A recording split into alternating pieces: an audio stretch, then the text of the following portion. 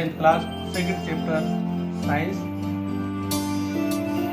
का अगला टॉपिक आपके स्टार्ट होता है साल्ट। इससे पहले अपन क्या है कि पिछले वीडियो में एसिड और बेस इनकी डेफिनेशन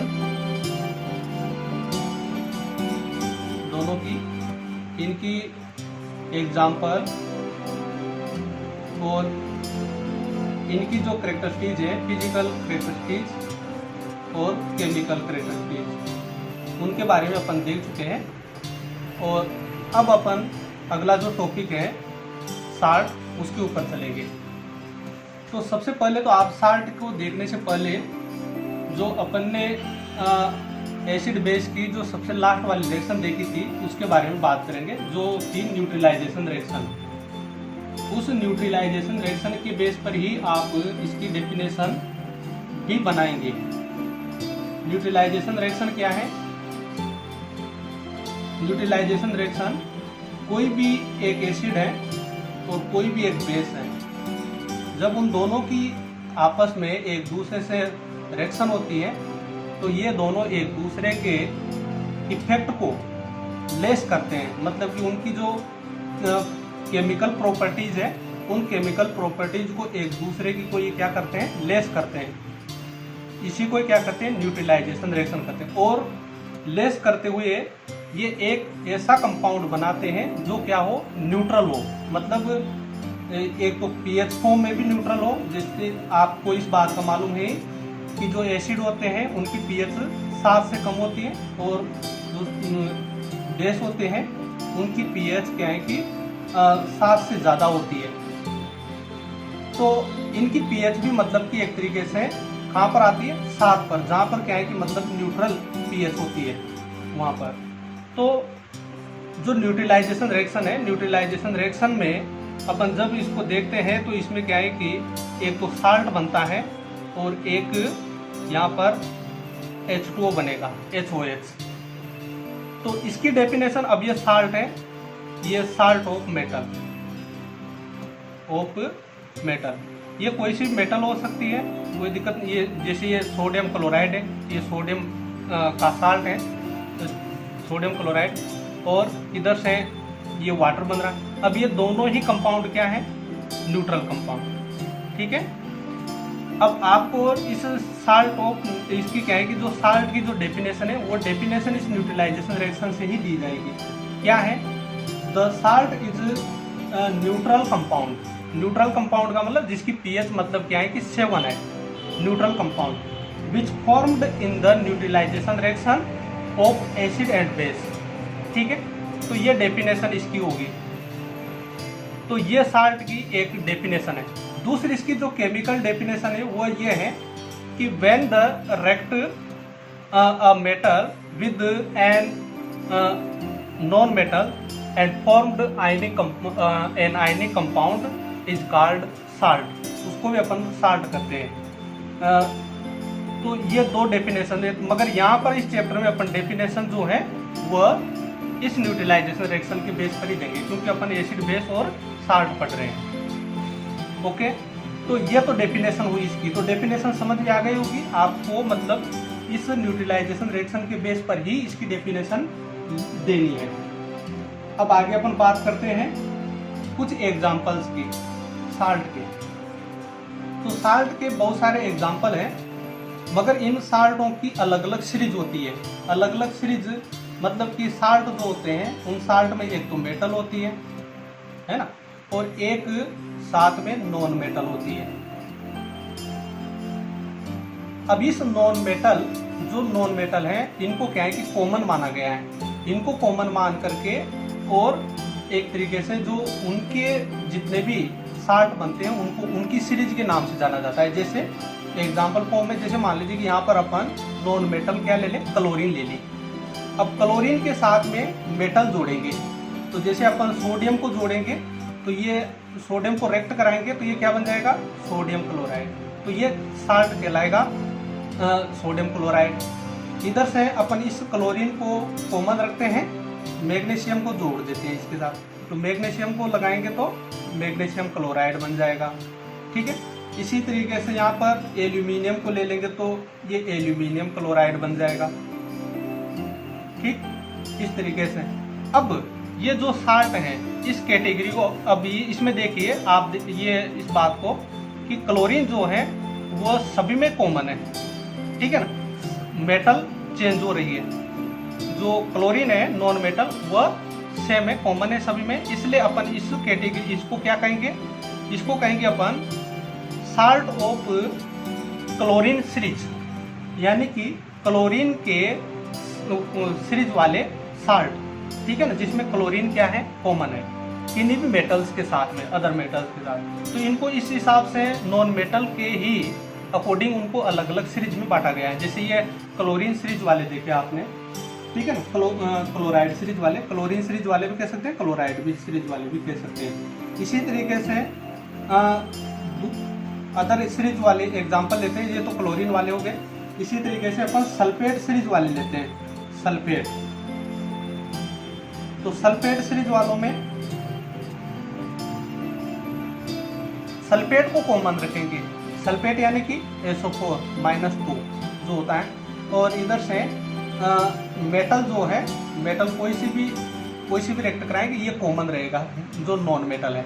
ठीक है, अब इसको अपन मान लीजिए यहाँ पर सोडियम से रिएक्शन करा दी तो ये SO4 रिएक्ट करेगा तो क्या बन जाएगा, यहाँ पर Na2SO4 बन जाएगा।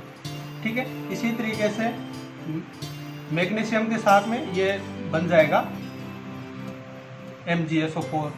ठीक है, इसी तरीके से एल्यूमिनियम के साथ में भी इसी तरीके से जिंक के साथ भी ZnSO4 बन जाएगा। तो इसमें भी वही बात है, जैसे क्लोरीन थी उसी तरीके से यहाँ पर सल्फेट सभी में कॉमन है। तो इसको अपन क्या कहेंगे, साल्ट ऑफ सल्फेट सीरीज। ठीक है ना, तो इनको मतलब कि अलग अलग सीरीज में डिवाइड किया गया है, और सीरीज का नाम को किसका दिया गया है, नॉन मेटल का। ठीक है ना, मेटल चाहे कोई सी भी हो सकती है उनके साथ में। तो इसको भी आप ध्यान रखेंगे इन एग्जांपल्स को। यहाँ से क्वेश्चन पूछा जाता है, यहाँ से क्वेश्चन क्या पूछा जाता है कि आपसे 1 नंबर में 2 नंबर में क्वेश्चन पूछ सकता है, 1 नंबर में इजीली क्वेश्चन पूछ सकता है वह कि सल्फेट सीरीज के किन्हीं भी 2 साल्टों के एग्जाम्पल बताइए, या क्लोराइड सीरीज वाले किन्हीं भी 2 साल्टों के एग्जाम्पल बताइए। ठीक है ना, तो इस तरीके से आपको 2 एग्जाम्पल, 3 एग्जाम्पल, 4 एग्जाम्पल जितने भी पूछे हुआ आपको उनके एग्जाम्पल लिखने हैं। ठीक है ना, तो जिस भी सीरीज के लिए कहें वह उसको तो आप क्या करेंगे, कॉमन रखेंगे उस नॉन मेटल को, और फिर उसके साथ में कोई सी भी मेटल की रिएक्शन करा करके आप उसका साल्ट बना करके रिप्रेजेंट कर सकते हैं। ठीक है, हाँ, अब अपन बात करते हैं कैरेक्टरिस्टिक्स ऑफ साल्ट, या इसकी जो प्रॉपर्टीज है उनके बारे में, ऑफ साल्ट। तो सबसे पहले तो ये क्या है, देखिए न्यूट्रलाइजेशन रिएक्शन में बने हैं, इसका मतलब ये न्यूट्रल पीएच फॉर्म से एक तरीके से क्या है, न्यूट्रल। ठीक है ना, न्यूट्रल कंपाउंड है। ठीक है ना, न्यूट्रल कंपाउंड का मतलब इनकी जो पीएच होती है वह पीएच जो स्केल होता है उसमें इनकी पीएच 7 आती है। ठीक है ना, 7 आने का मतलब ये है कि ये लिटमस पेपर के कलर में, ये सॉल्यूशन फॉर्म में लिटमस पेपर के कलर में कोई चेंजिंग नहीं करते हैं, है ना। एसिड तो ब्लू को रेड में कन्वर्ट करते हैं, और बेस है जो इसको रेड को ब्लू में कन्वर्ट करते हैं, मगर ये लिटमस पेपर के कलर में कोई चेंजिंग नहीं करते हैं। आगे देखते हैं, इसमें इनका कोई टेस्ट नहीं होता है। ठीक है, यानी कि स्वादहीन है ये।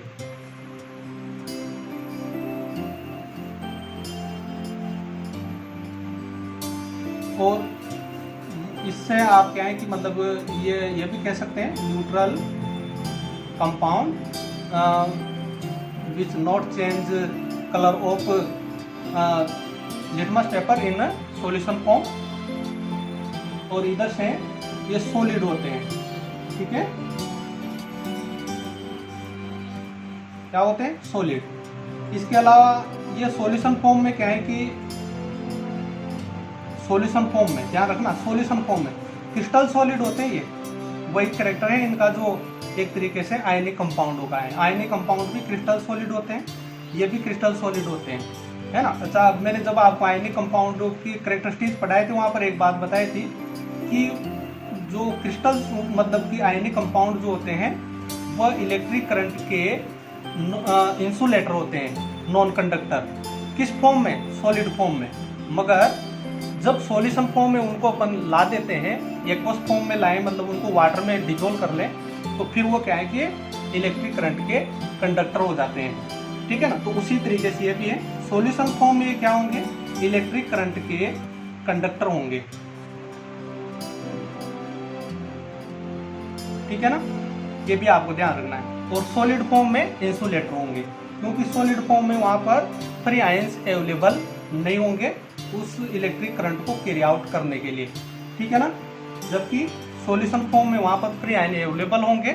और उसी तरीके से ये सोडियम NaCl जो है ये सॉलिड फॉर्म में इंसुलेटर होगा, मगर इसको अपन एक्वस फॉर्म में ले लें, ठीक है, वाटर में डिजोल्व करके सॉल्यूशन फॉर्म में ले लें, तो यहाँ पर इसमें क्या हो जाएंगे? Na+Cl- इस तरीके से फ्री आयंस अवेलेबल हो जाएंगे, तो वहाँ पर इलेक्ट्रिसिटी फ्लो होने लग जाएगी। तो ये इनकी प्रॉपर्टीज है। इसके अलावा अपन बात करते हैं क्रिस्टल सॉलिड क्या होते हैं ये। तो क्रिस्टल सॉलिड मतलब क्या है कि इसके बारे में मैंने आयनिक कंपाउंडों में भी बताया था कि क्रिस्टल सॉलिड क्या होते हैं कि कोई भी जो आयनिक कंपाउंड होते हैं वो आयनिक कंपाउंड के जो मॉलिक्यूल्स होते हैं वो किसी एक मतलब क्या है कि फिक्स नंबर फॉर्म में एक पार्टिकल के फॉर्म में रिप्रेजेंट होते हैं, तो उनको अपन कहते हैं क्रिस्टल सॉलिड। जैसे अभी NaCl है, तो NaCl का ये तो NaCl का एक मॉलिक्यूल हुआ, एक अणु, ठीक है, मॉलिक्यूल। और अब अपन बात करें NaCl के एक कण की, तो वह एक कण जो होगा उसके अंदर NaCl के 8 अणु प्रेजेंट होंगे। वो एक मतलब इस तरीके से सेट होंगे कि वह इस तरीके से एक दूसरे के पास में, तो इसको अपन क्या कहेंगे? जो इनका एक फिक्स नंबर के मॉलिक्यूल मिलकर के एक जो कण बनाते हैं, पार्टिकल बनाते हैं, उस पार्टिकल को अपन क्या करते हैं? उसको कहते हैं क्रिस्टल कहते हैं उसको, ठीक है। ये आपको ध्यान रखना है। इनकी वही प्रॉपर्टी है जैसे आयनिक कंपाउंड का जो क्या है कि मतलब बॉइलिंग पॉइंट होता है, मेल्टिंग पॉइंट होता है, वो हाई होता है ना, इनका भी हाई होगा। वही इन प्रॉपर्टी मतलब इनकी सेम ही आयनिक कंपाउंड ही है ये कुल मिलाकर के, आप इस तरीके से देखना है, ठीक है ना। pH वैल्यू 7 होती है। ये तो साल्टों की बात हो गई, सभी साल्ट्स की। अब अपन बात करते हैं pH स्केल की।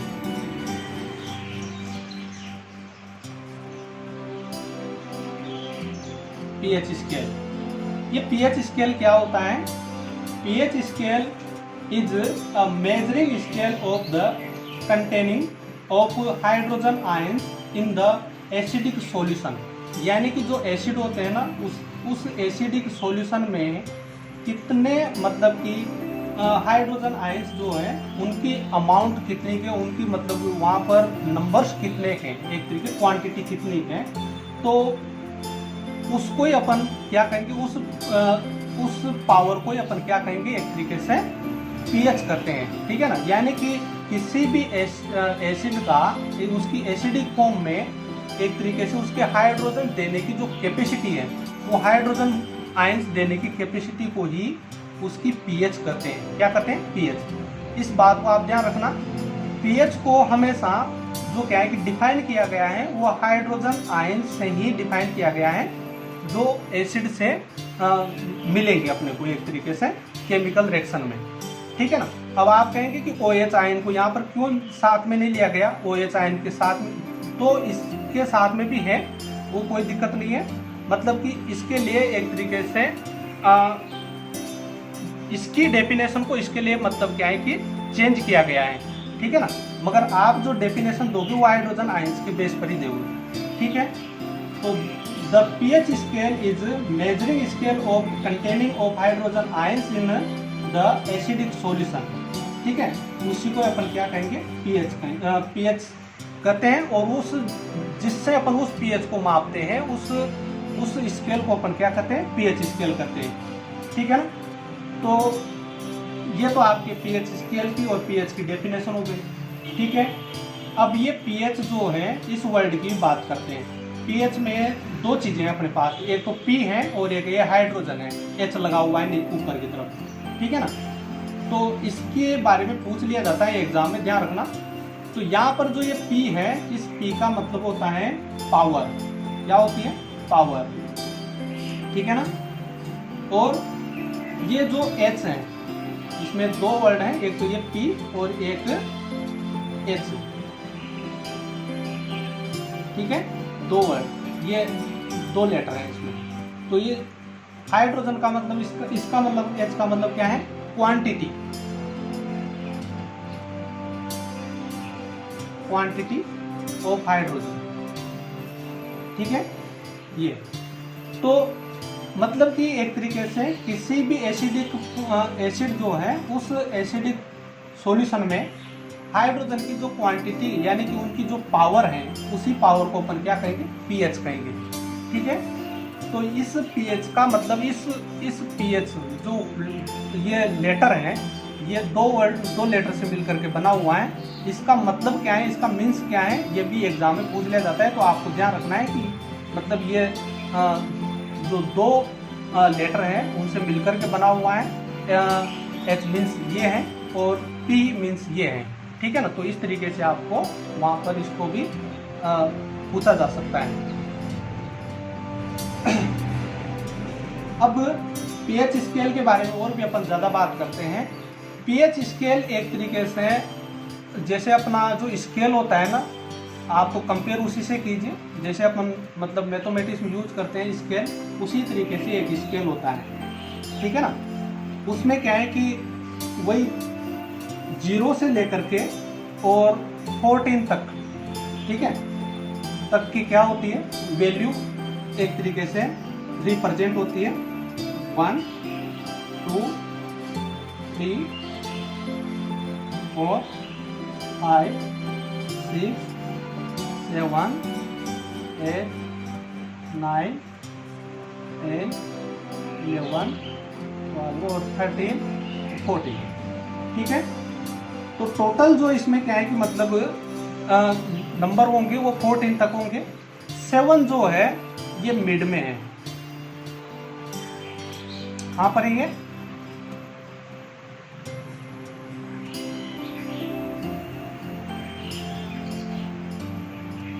मिड में। 7 मिड में है। ठीक है। अब इसमें आप क्या करेंगे, आपको इस बात का ध्यान रखना है, इसमें अलग अलग कलर पट्टियां होती है। ठीक है ना। कलर पट्टियां इस तरीके से होती है कि जैसे मतलब कि आप ये 7 जो 7 जो पीएच है, ये होती है कलरलेस हो, या इसको आप क्या कहें, वाइट कहें। क्या कहेंगे इसको, वाइट। ठीक है। कलरलेस होती है या वाइट होती है। इधर से अपन क्या है कि जब 14 की तरफ जाएंगे, तो 14 की तरफ जाते हैं तो इधर की तरफ जो कलर है वो क्या है कि ब्लू होता जाता है। क्या होता जाता है, ब्लू। ठीक है। मतलब जैसे अभी ये 14 वाली जो पट्टी है, 13 वाली भी है, इसमें 12 वाली भी है, 10 वाली भी है, 11 वाली भी, ये इस तरीके से। ठीक है।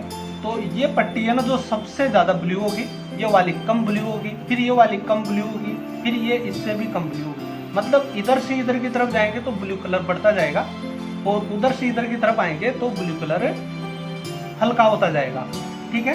उसी तरीके से इधर की तरफ जब अपन इस तरीके से चलेंगे, 7 से मतलब कि एक तरीके रिवर्स चलेंगे 10 की तरफ, तो एक तरीके से इसका जो कलर है वो रेड होता जाएगा। ठीक है। और जबकि अपन इधर से इधर की तरफ जाएंगे तो रेड कलर कम होता जाएगा। ठीक है ना। तो ये इसमें क्या है कि अलग अलग पट्टियां होती हैं। ठीक है। अब इसमें होता क्या है कि मान लीजिए कि आपको किसी भी सॉल्यूशन की पीएच फाइंड आउट करनी है, तो उसको फाइंड आउट कैसे करते हैं वो भी देखिए।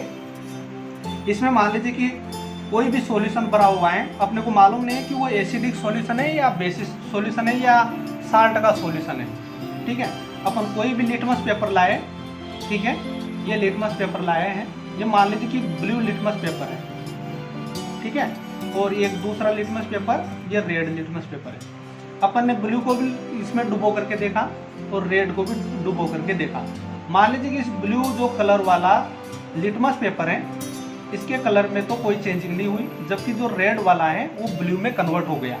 ठीक है, ब्लू वाला तो ब्लू रहा और रेड वाला है जो इसमें कन्वर्ट हो गया, इसमें ब्लू में कन्वर्ट हो गया। तो अपन क्या कहेंगे कि मतलब अब इसको अपन यहाँ से निकाल करके इसमें डुबोएंगे पहले, तो डुबोने पर इसका कलर चेंज होगा, फिर इसको अपन थोड़ी देर के लिए सुखाएंगे और फिर उसके बाद में इस pH स्केल के पास में लेकर के जाएंगे। तो इस चेंज हुए लिटमस पेपर का कलर जिस पट्टी से मैच करेगा, उस अपन ये कहेंगे कि उस पट्टी की जो वैल्यू है वह उस एसिड या बेस की क्या है, pH वैल्यू है। ठीक है, तो इस तरीके से इसको क्या है कि मेजर किया जाता है। ओके,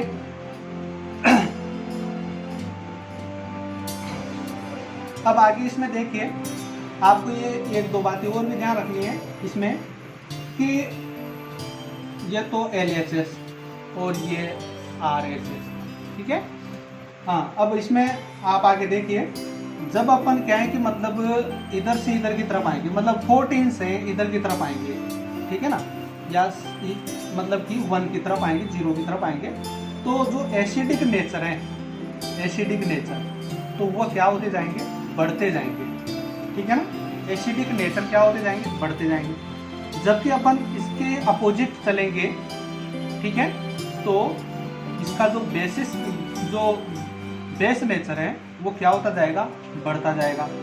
ठीक है, इसी के अब ये तो एसिडिक और बेसिस जो नेचर है उसके हिसाब से बताया। अब आप क्या है कि इस तरीके से देख सकते हैं कि जब अपन इधर से इधर की तरफ जाएंगे तो एसिडो में होता है क्या, हाइड्रोजन आयन। तो इसका मतलब अपन कह सकते हैं कि हाइड्रोजन आयंस की नंबर्स बढ़ती जाएगी। ठीक है ना, जब अपन इधर से इधर की तरफ जाएंगे तो अपन बेस में होते हैं OH आयंस, तो अपन इनके लिए कह सकते हैं कि OH आयंस की मतलब की जो क्वांटिटी है वो सॉल्यूशन में बढ़ती जाती है। ठीक है ना, तो OH आयंस और क्या है कि हाइड्रोजन आयंस एसिडिक और बेसिस नेचर को भी आप इसमें मतलब कि इस तरीके से ध्यान में रखेंगे कि किधर से किधर की तरफ जाएंगे तो क्या होगा। ठीक है, ये pH स्केल।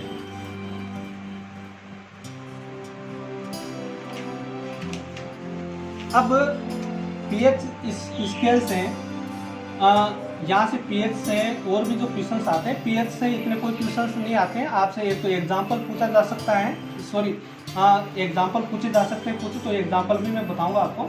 ठीक है ना, जो आपकी बुक में है, इधर से pH स्केल की डेफिनेशन पूछी जा सकती है और pH जो वो लेटर हैं इनका मीनिंग्स पूछा जा सकता है।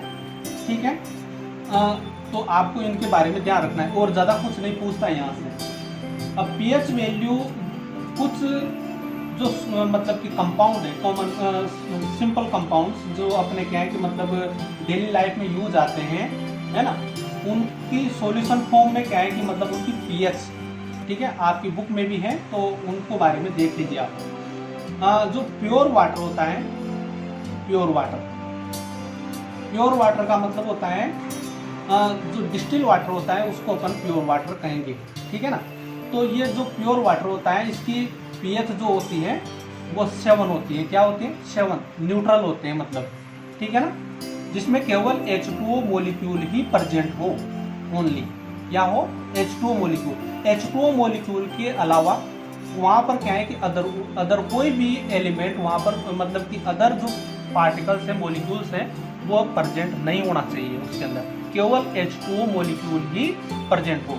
तो ऐसे वाटर को अपन क्या कहेंगे, प्योर वाटर। इसी को अपन डिस्टिल वाटर भी कहते हैं, हिंदी में इसको आशुद्ध जल कहते हैं। ठीक है ना, तो इसकी जो pH होती है वह 7 होती है। इसको ध्यान में रखेंगे आप। एक एग्जांपल ये, एक जो साल्ट होते हैं, सारे साल्ट जितने भी हैं, उन सभी साल्टों की जो pH होती है वो भी क्या होती है, 7 होती है।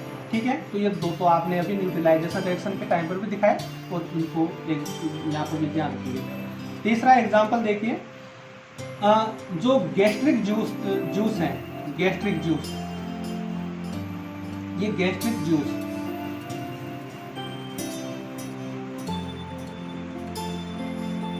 ठीक है। गैस्ट्रिक जूस की जो मतलब क्या है कि पीएच होती है वो 1.2 होती है, यानी कि एसिडिक है, या ये एसिडिक।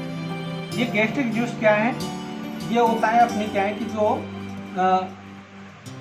इसको अपन क्या कहते हैं,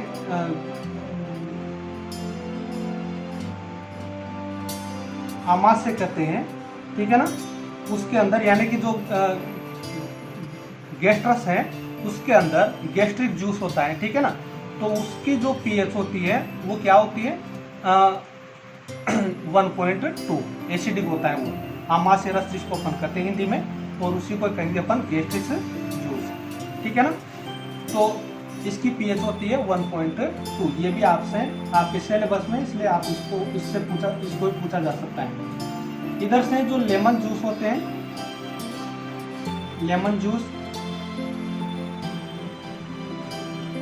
लेमन जूस की जो पीएच होती है वो 2.2 होती है, ठीक है। एसिडिक होता है ये भी। लेमन जूस आप सब जानते हैं। यूरिन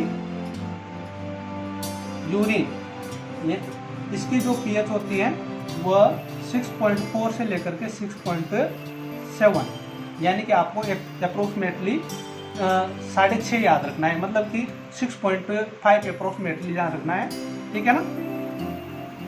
इधर से मिल्क ऑफ मैग्नीशिया, इसको जरूर ध्यान रखना है। इसकी बहुत सारी बात पूछी जाती है। मिल्क ऑफ मैग्नीशिया,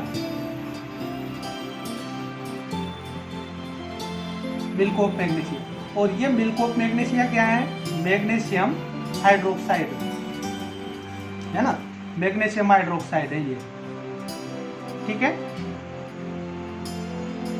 इसकी जो पीएच होती है वो होती है 10। कितनी होती है 10। ये है बेसिस। इधर से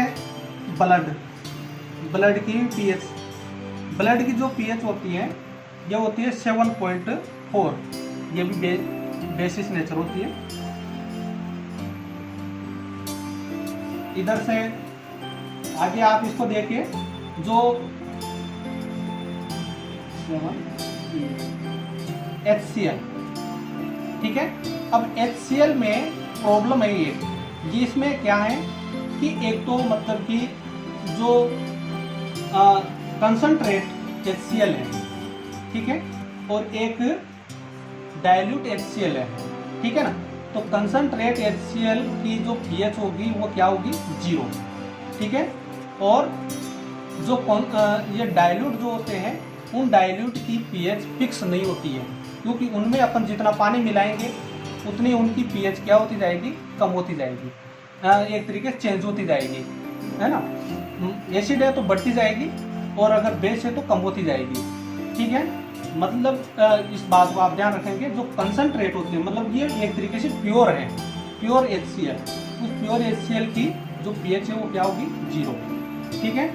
इधर से NaOH इसी तरीके से, ठीक है। ये मतलब कंसंट्रेट है, ये भी क्या है, ये भी कंसंट्रेट यानी कि प्योर है एक तरीके से। इसकी pH होती है 14। क्या होती है 14, ठीक है। तो आप इस बात को ध्यान रखेंगे। जबकि डाइल्यूट की चेंज होगी, डाइल्यूट की कोई फिक्स वैल्यू नहीं होती है, क्योंकि उनमें जितना अपन वाटर मिलाएंगे, वाटर इस NaOH मान लीजिए कि इसके अंदर अपन ने वाटर 2 ml मिलाया तो अलग pH आएगी। इसी की ये मान लीजिए कि 10 ग्राम था और 10 ग्राम के अंदर 2 ml मिलाया तो pH अलग आएगी, ठीक है। इधर से आप क्या है कि 500 ml मिला दोगे तो फिर pH और चेंज हो जाएगी, ओके। तो डाइल्यूट वालों की फिक्स नहीं है, ठीक है ना। तो आप इनकी भी ध्यान रखेंगे। तो ये pH के कुछ एग्जांपल मैंने आपको बताए हैं जो आपके सिलेबस में, इनको आप ध्यान रखेंगे, याद रखेंगे इनको। अब अपन बात करते हैं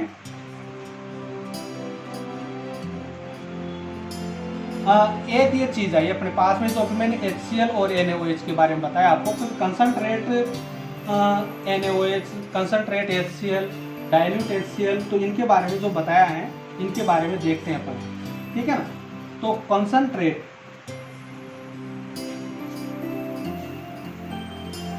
एसिड या बेस, वही बात एक ही है, ठीक है ना। तो कंसंट्रेट एसिड और बेस का मतलब क्या होता है?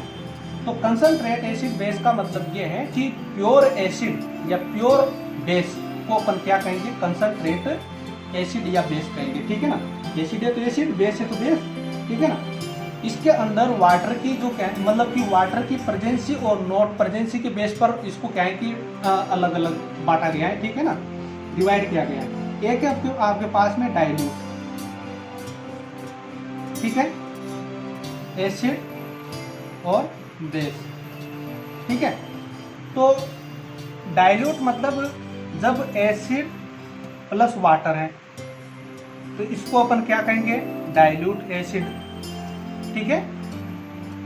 ये बेस है कोई भी, उसके साथ में वाटर मिला हुआ है, इसको कहेंगे अपन डाइल्यूट बेस, ठीक है। इसी तरह अभी आप यहाँ पर एग्जांपल फॉर्म में अगर एसिड का देखें तो HCl प्लस H2O यानी कि एक्वस फॉर्म में ले लेंगे इसको कहेंगे अपन डाइल्यूट HCl। इसी तरीके से NaOH और प्लस H2O, तो फिर इसको अपन कह देंगे डाइल्यूट NaOH, ठीक है ना। मतलब जब वाटर मिला हुआ है एसिड बेस के साथ में तो डाइल्यूट, और अगर उसमें वाटर की क्वांटिटी नहीं है, बिल्कुल भी नहीं है, वो प्योर फॉर्म में है, तो उनको कहेंगे अपन कंसंट्रेट एसिड या बेस, ठीक है ना। तो ये है इनका।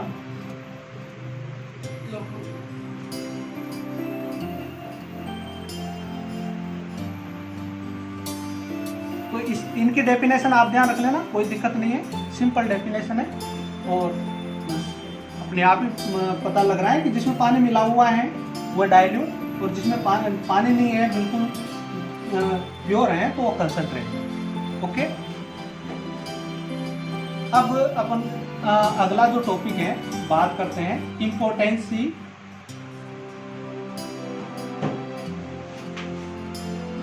इम्पोर्टेंसी ऑफ pH इन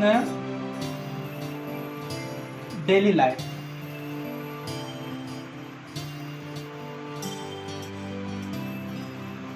ठीक है, इसमें अपनी जो डेली लाइफ है उसमें क्या है कि pH की क्या इम्पोर्टेंस है, ठीक है ना। तो इसके बारे में आपके पास में मैं समझा देता हूँ। एक तो इम्पोर्टेंस क्या है, देखिए अपने फूड का जो डाइजेशन है उसमें भी pH की इम्पोर्टेंस है सबसे पहले तो, ठीक है ना। pH की इम्पोर्टेंस कैसे है कि अपने जैसे बॉडी में जब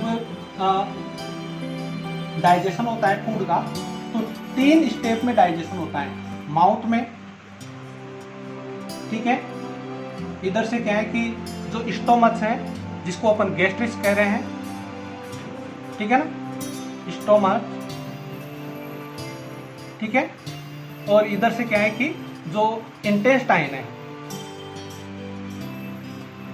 ठीक है, इंटेस्टाइन पार्ट, ठीक है। इंटेस्टाइन पार्ट, अभी स्मॉल इंटेस्टाइन और लार्ज इंटेस्टाइन दोनों को ही एक साथ ही लिख दिया मैंने, ठीक है ना।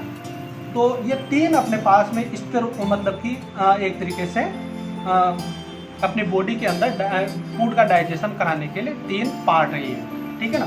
सबसे पहले माउथ में, फिर इधर से स्टोमच में, फिर इधर से स्मॉल इंटेस्टाइन और लार्ज इंटेस्टाइन दोनों, ठीक है ना। तो इसमें जब क्या है कि फूड का डाइजेशन होता है तो यहाँ पर होता है बेसिस फॉर्म में, मतलब कि यहाँ पर जो सारी मतलब कि बेसिस जो मीडियम होता है, इस बेसिस मीडियम में फूड का डाइजेशन होता है ना। सलाइवा जूस की जो क्या है कि प्रेजेंसी होती है, जिसको अपन क्या है कि टाइली लार भी करते हैं और इसको क्या है कि लाला रस भी करते हैं हिंदी में, ठीक है ना। तो उसके मतलब क्या है कि साथ में यहाँ पर एक तरीके से सारे मीडियम माध्यम में बेसिस मीडियम में क्या होता है डाइजेशन माउथ में। इधर से अपन क्या है कि स्टोमच में चलेंगे तो यानी कि यहाँ पर होता है एसिडिक फॉर्म में, एसिडिक यानी कि अम्लीय माध्यम में, एसिडिक मीडियम में क्या है कि डाइजेशन होता है फूड का, जो कि HCl करवाता है, ठीक है ना, हाइड्रोक्लोरिक एसिड, जो कि स्टोमच की जो क्या है कि वाल होती है उनसे क्या है कि मतलब कि प्रोड्यूस होता है, सेक्रेशन होता है। इधर से अपन इंटेस्टाइन में जाएंगे तो वापस यहाँ पर जो है ना बेसिस मीडियम में क्या है कि क्या होता है, इसका फूड का डाइजेशन होता है। तो देखिए अपनी डाइजेशन सिस्टम में भी एक तरीके से pH जो पीएच है उसकी इम्पोर्टेंस ही है। अगर इस पीएच वैल्यू, इस जो क्या है कि अलग अलग जो सेक्टर हैं उनमें क्या है कि अगर ये पीएच वैल्यू अगर मान लीजिए कि किसी कारणवश गड़बड़ आ जाती है तो फिर अपने की बॉडी में क्या है कि मतलब डाइजेशन जो है वो भी एक तरीके से क्या होगा, मतलब कि इसको आप ये कहेंगे कि वो भी एक तरीके से मतलब कि अनसिक्योर हो जाएगा, ठीक है ना। और अपने क्या है कि तरह तरह की मतलब की बीमारियां उत्पन्न होने लग जाएगी। जैसे क्या है कि अगर मान लीजिए कि माउथ में अगर ये जो बेसिस नेचर है अगर ये क्रिएट नहीं रहा, मान लीजिए कि आप अलग प्रकार से कोई ऐसा फूड खा रहे हैं जो क्या है कि मतलब आपकी इस माउथ की इस मीडियम को इफेक्ट कर रहा है, ठीक है ना, तो आपके माउथ में छाले पड़ने लग जाएंगे, है। इधर से क्या है कि जो दांत है वो खराब होने लग जाएंगे, जो इधर से क्या है कि डेंट कैंकर्स हैं वो होने लग जाएगा, दंत शरण जिसको अपन कहते हैं, ठीक है ना। इस तरीके की बहुत सारी क्या है कि मतलब अगर इस पीएच को माउथ में अगर मान लीजिए कि ये नहीं रखा गया, संतुलित नहीं रखा गया, बैलेंस नहीं रखा गया, ठीक है ना, तो ये प्रॉब्लम क्रिएट होने लग जाएगी। स्टोमच में भी ऐसे ही है। स्टोमच में अगर अपन इस पीएच को अगर कंट्रोल नहीं रख पाएंगे, है ना, अपन चाहे अनचाहे कैसा फूड खा रहे हैं जिससे क्या है कि मतलब इस पीएच के ऊपर इफेक्ट पड़ रहा है, तो उस टाइम पर अपनी बॉडी में मतलब क्या है कि एक तरीके से डाइजेशन का जो मेथड है वो भी क्या है कि चेंज हो जाएगा। तो चेंज यानी कि एक तरीके से बदल जाएगा, तो उसको अपन क्या कहेंगे फिर, यानी कि यहाँ पर भी बहुत सारी प्रॉब्लम क्रिएट होगी, गैस बनेगी, इधर से किसी का मतलब क्या है कि जो स्टोमच है वो दुखने लग जाएगा, जिसको अपन पेट कहते हैं अपन, वो दुखने लग जाएगा, ठीक है ना। तो ये सभी प्रॉब्लम्स क्रिएट होने लग जाएगी। अगर यहाँ पर क्या है कि इसको भी, इस पीएच वैल्यू को भी अपन एक तरीके से इफेक्ट करेंगे, है ना, तो यानी कि यहाँ पर भी आपके बहुत सारे क्या है कि पाइल्स जो वगैरह होगी, जो बीमारियाँ हैं वो सारी डिजीज यहाँ पर क्रिएट होने लग जाएगी, ठीक है ना। तो ये मतलब कि इस पीएच वैल्यू को अपनी बॉडी में फूड के डाइजेशन के लिए बनाए रखना अपने लिए बेहद ज़रूरी है। अगर ये ऐसा नहीं होगा तो मतलब कि अपने बहुत सारी डिजीज क्रिएट होने लग जाएगी, ठीक है ना। ओके, यहाँ से अपन आगे चलते हैं। ये तो एक इम्पोर्टेंस हुई इसकी पीएच की, जो कि अपनी बॉडी के अंदर, ठीक है ना। तो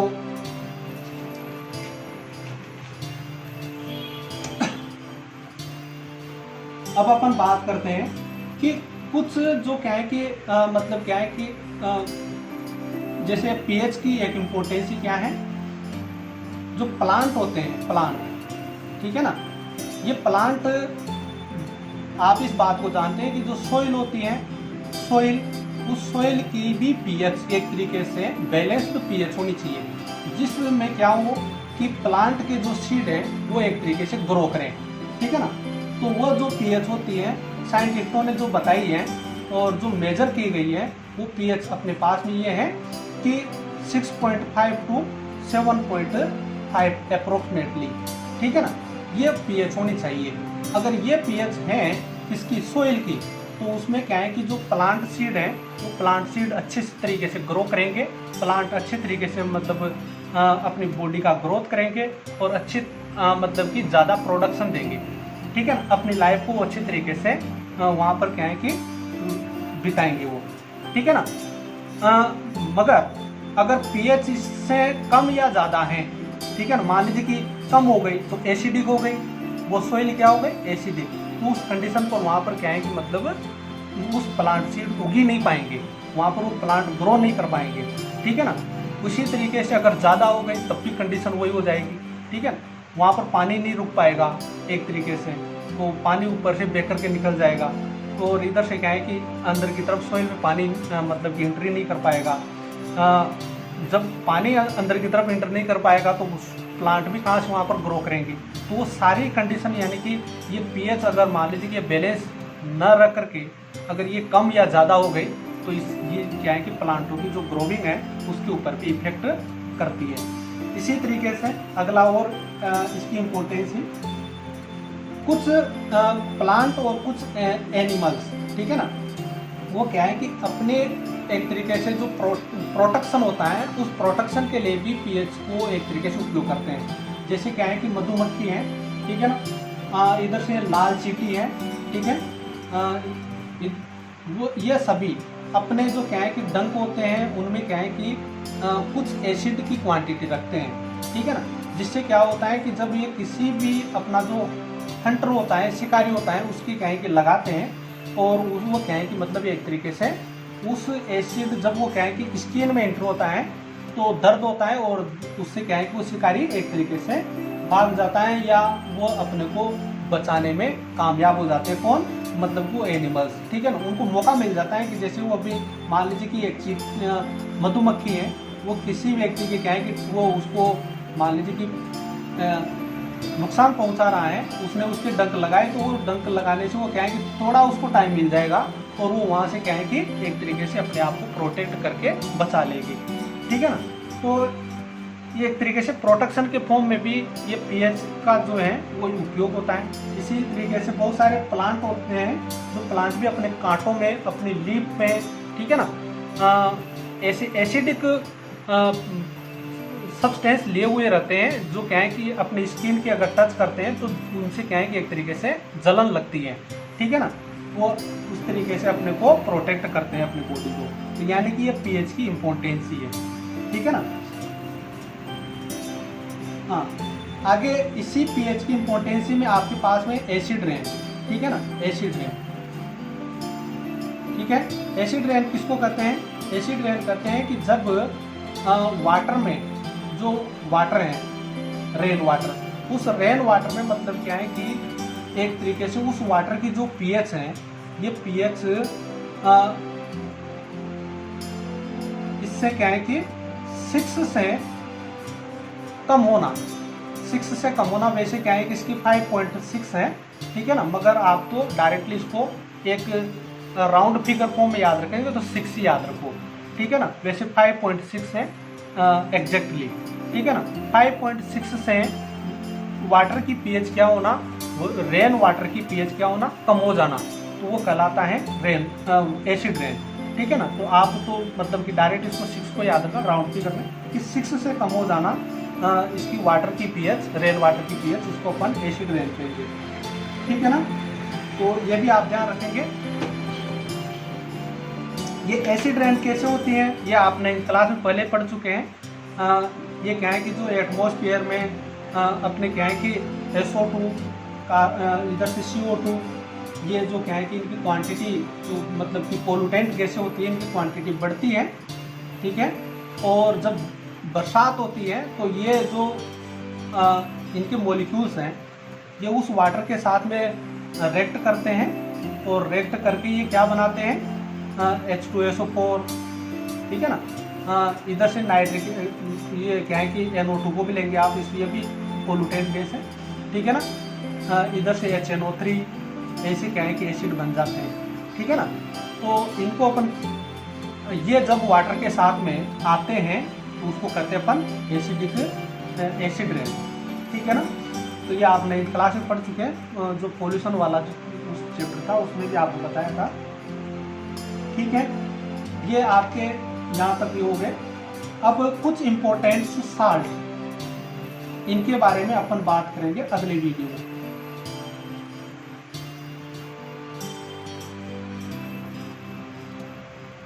ठीक है। इनके बारे में अपन आगे अगले वीडियो में बात करेंगे। Thank you.